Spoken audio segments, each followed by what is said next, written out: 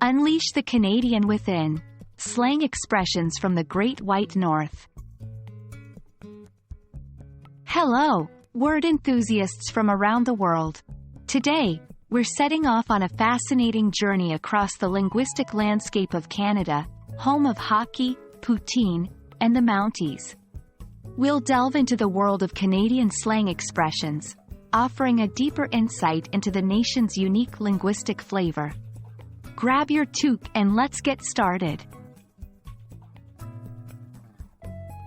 Canadian English is a vibrant blend of British and American English, with a dash of French and Indigenous languages. Canadian slang, though, is a world of its own, reflecting the nation's rich cultural diversity and history. Here's a selection of some of the most distinctive Canadian slang expressions. 1. Toque, a winter hat or a beanie. In Canada, winters can get pretty chilly, hence the need for a toque.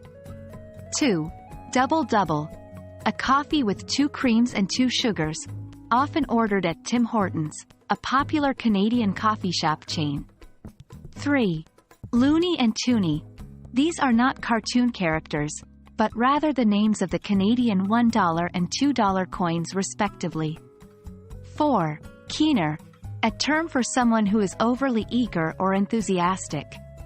Essentially, a go-getter. 5. Arguably the most famous Canadian slang word. It's a tag question added at the end of a sentence, equivalent to, right, or, isn't it, in other English dialects.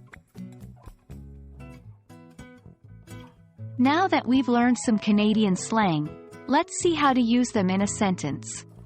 Contextual understanding is crucial when it comes to learning and using slang expressions. 1. Put on your toque, it's freezing outside. 2. I'll grab a double-double on my way to work. 3. I don't have any bills, just a loony and a toonie.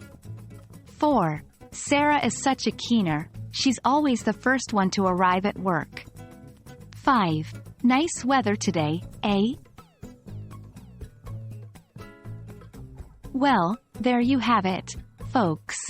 A quick tour of some widely used Canadian slang expressions. By incorporating these into your vocabulary, you can sound more like a true Canadian, whether you're ordering a coffee or complimenting the weather. And remember, language learning is an ongoing journey, so keep exploring and practicing. As Canadians would say, keep your stick on the ice, keep going and stay focused. Thanks for watching, and until next time,